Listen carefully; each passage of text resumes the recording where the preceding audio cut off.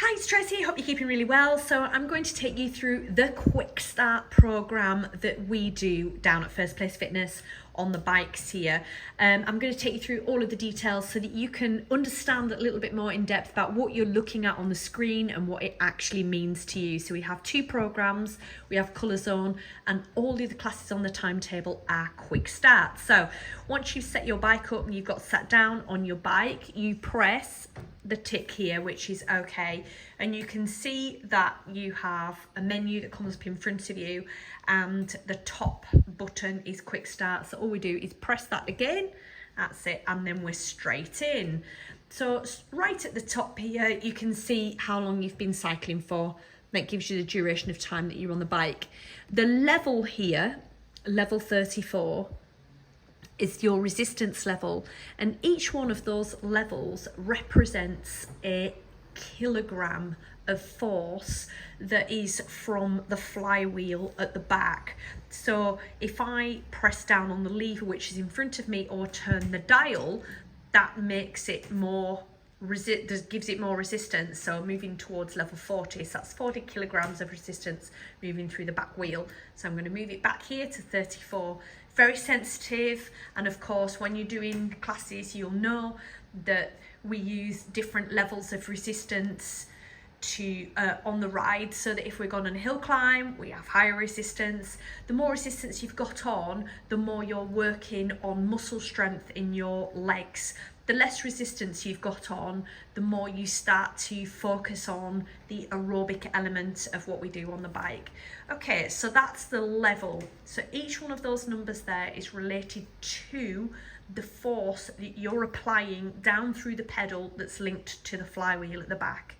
And that goes up to about 85, 90. And that's one of the reasons why I chose this particular bike, because it's got such a lot of resistance through the back flywheel, so you can really do some hills and some good power work and some strength work. Okay, so we've got RPM here at the top, which stands for revolutions per minute. So that's the cadence, that is your pedaling frequency, your PFQ, revolutions per minute. Okay, so when I'm teaching I tend to give you your RPM guide, your cadence, and your resistance level, and of course there's infinite combinations of RPM and level that we can work through. When you're in class, I always suggest that you work towards hitting the level first, the resistance, and then work towards hitting the RPMs as you get fitter. And the fitter you get and the better your aerobic stamina becomes, the more you'll see that you're able to hit the RPMs with the level. Okay, so if I just start to spin a little bit faster here, we've got watt. So I've just taken that up now to 75. Watt is a unit of power that's calculated based on the time during which we are spinning. Okay, the calculation's carried out using the formula watts equals your force times your speed. Okay, and that's what it means in cycling terms. So that is force times speed. So it's the pressure applied by yourself to the pedals, the traction from the back flywheel, times your pedaling frequency, your cadence. Okay, I'm going to say that again. So the watt equals, it's the pressure applied by yourself, the cyclist, to your pedal, the traction from the back flywheel, times your pedaling frequency, your cadence. So what's actually a really good measure to look at? So we've got RPM here now, and then we've got level 34, and I'm on 57.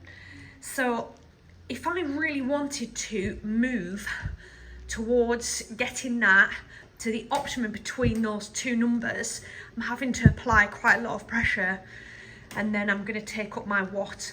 Okay, and you can see it's there. So what you're looking to do in any given moment is to try and get your watt around the 100 marker. Okay, and that starts to link into functional threshold power. also termed as your FTP. Whew, I'm going to slow down a little bit, which is power delivered in watts, functional threshold power. Woo! Right, so next off, we've got calories here. So I've done 18, that's pretty obvious. Calories burnt, units of energy used, kilocalories. And then you've got miles down at the bottom, miles covered, that distance, and then you've got miles per hour. I hope that was really interesting. I'm going to do colours on for you next week. Any questions, please ask.